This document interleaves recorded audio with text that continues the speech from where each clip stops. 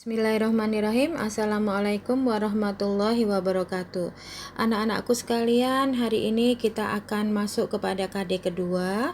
Pada KD kedua ini kita akan membahas tentang kehidupan manusia dan hasil-hasil budaya masyarakat praaksara Indonesia. Adapun tujuan pembelajaran pada KD ini adalah yang pertama, agar siswa dapat memahami perkembangan bumi dan munculnya makhluk hidup. Yang kedua, siswa dapat memahami terbentuknya kepulauan yang ada di Indonesia. Kemudian yang ketiga, siswa dapat memahami corak kehidupan dan hasil-hasil budaya pada masa praaksara Indonesia. Lalu yang keempat, siswa dapat memahami hasil-hasil kebudayaan Nusantara pada masa praaksara. Anak-anak, kita akan mulai dengan yang pertama adalah pengertian masa praaksara. Masa praaksara adalah masa di mana manusia belum mengenal tulisan. Masa praaksara sering disebut juga sebagai masa prasejarah. Baik anak-anak, kita lanjutkan ke perkembangan bumi dan munculnya makhluk hidup.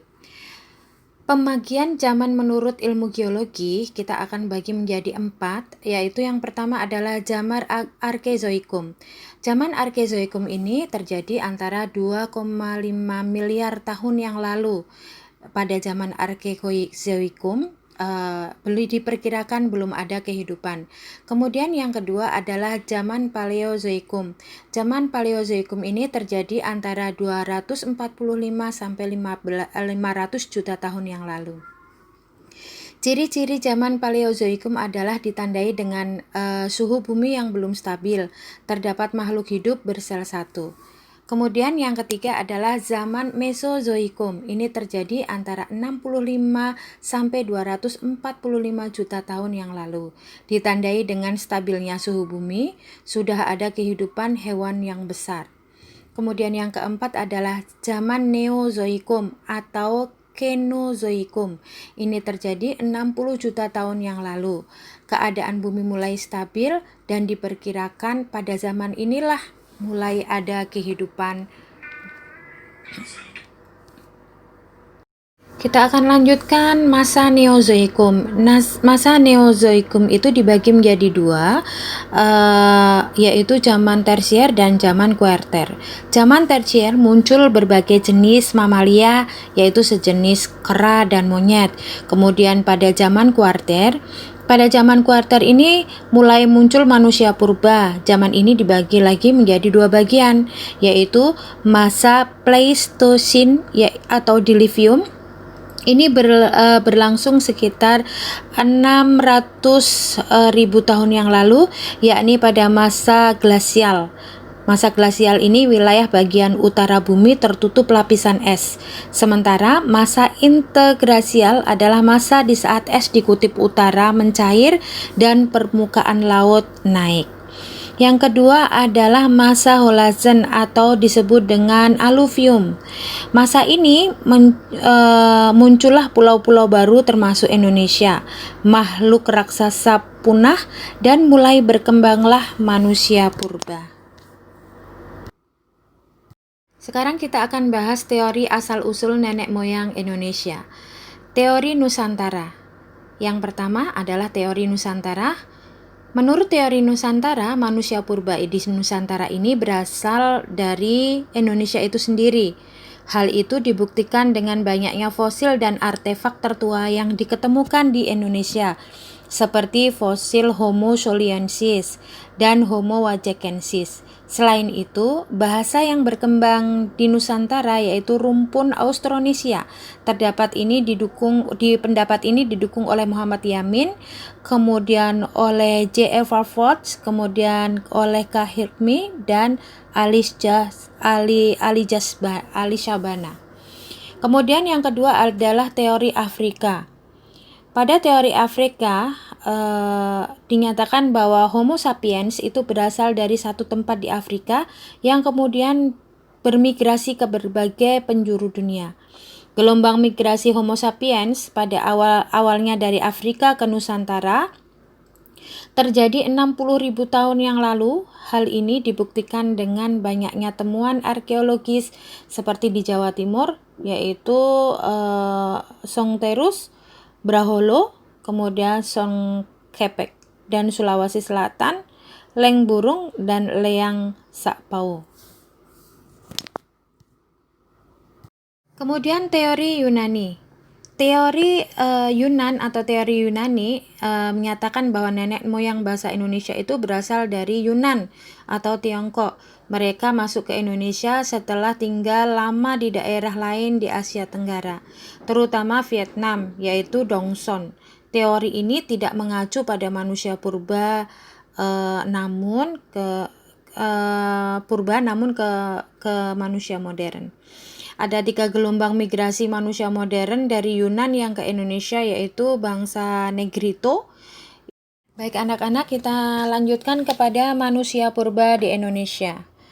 Kita akan pelajari manusia-manusia purba berdasarkan dengan penemuan fosil ya.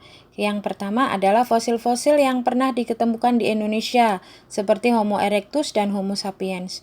Fosil Homo erectus Paleojavanicus ini diketemukan oleh K.H.R. von Koenigswald pada tahun 1836 sampai 1941 di Sangiran, Jawa Tengah.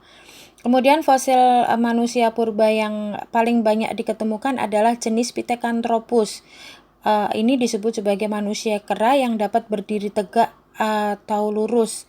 Diketemukan oleh Eugene Debouis pada tahun 1891 sampai 1892. Lalu yang ketiga adalah temuan fosil Homo soliensis, diketemukan oleh Opernot dan von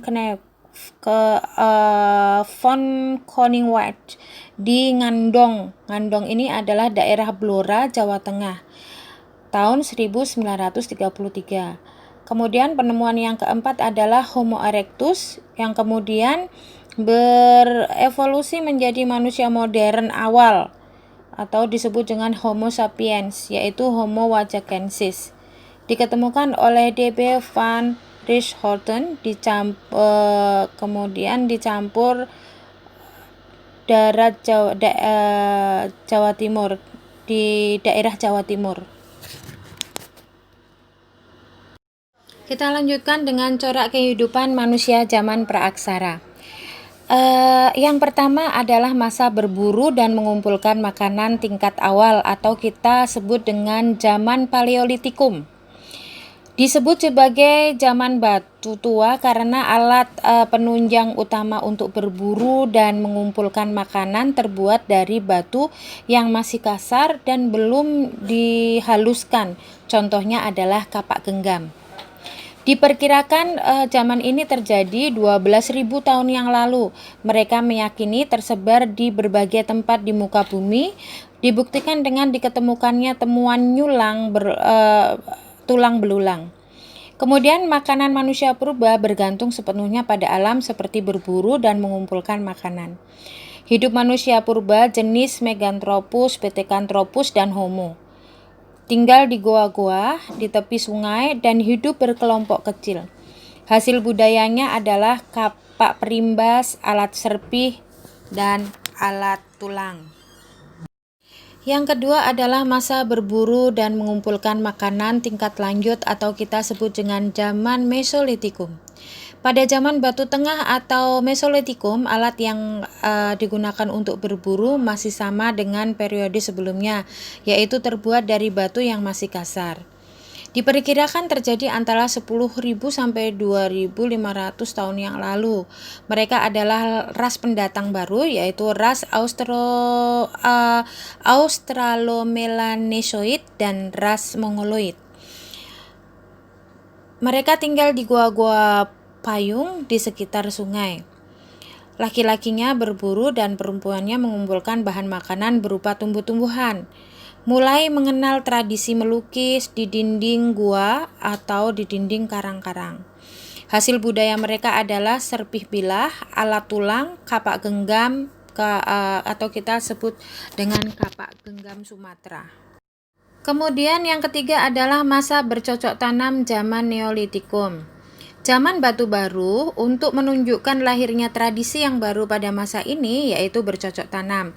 Dengan lahirnya tradisi ini terjadi perubahan besar, yaitu dapat menghasilkan makanan sendiri. Wilayah yang disinggahi orang Yunan ini adalah Vietnam. Masa ini disebut zaman kebudayaan kapak persegi karena banyak diketemukan kapak dari batu yang sudah halus. Pada masa ini berkembang sistem kepercayaan yang disebut dengan nama animisme dan dinamisme. Kemudian masa bercocok tanam tingkat lanjut atau kita sebut dengan zaman Megalitikum. Tradisi bercocok tanam semakin berkembang, namun ada yang khas pada masa ini, yaitu alat yang berupa batu-batu besar. Bangunan besar dari batu dibuat sebagai sarana pemujaan roh nenek moyang. Bangunan megalitik tersebar hampir di seluruh wilayah Nusantara. Menhir adalah tugu atau batu yang digunakan untuk memperingati atau peringatan orang-orang yang sudah meninggal. Kemudian diketemukannya juga punden berundak-undak, merupakan bangunan yang disusun secara bertingkat untuk pemujaan terhadap roh-roh nenek moyang.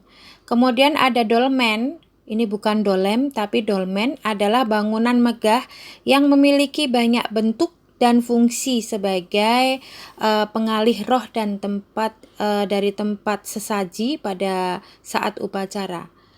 Yang selanjutnya adalah diketemukannya arca batu. Selanjutnya adalah zaman perundagian atau disebut dengan zaman logam. Disebut sebagai zaman logam karena pada masa ini manusia sudah bisa membuat alat dari logam. Sebagian besar terbuat dari perunggu. Pendukung zaman ini adalah gelombang dua dari bangsa Melayu Austronesia dan ras Mongoloid yang datang dari Yunan. Kepercayaan terhadap perjalanan hidup manusia serta upacara-upacara religius yang menyertainya semakin berkembang. Hasil budaya dan alat-alat logam, perunggu, kapak perunggu, bejana perunggu, dan lain-lain. Tradisi lisan terangkum dalam apa yang disebut dengan folklore. Jenis folklore itu ada mitos, ada legenda, ada dongeng, ada nyanyian rakyat, dan upacara. Kita lanjutkan hasil budaya masyarakat pada masa perundagian. Masa perundagian adalah suatu masa di mana sekelompok orang dapat dikatakan telah memiliki kepandaian atau keterampilan sendiri. Peralatan hasil budaya pada masa perundagian adalah nekara, moko, bejana, perunggu. Bukan neraka tapi nekara. Terima kasih. Anak-anak, kita simpulkan dari materi pelajaran yang sudah kita sampaikan hari ini atau kita bahas hari ini. Kesimpulannya adalah kemampuan berpikir manusia untuk mempertahankan kehidupannya mulai berkembang.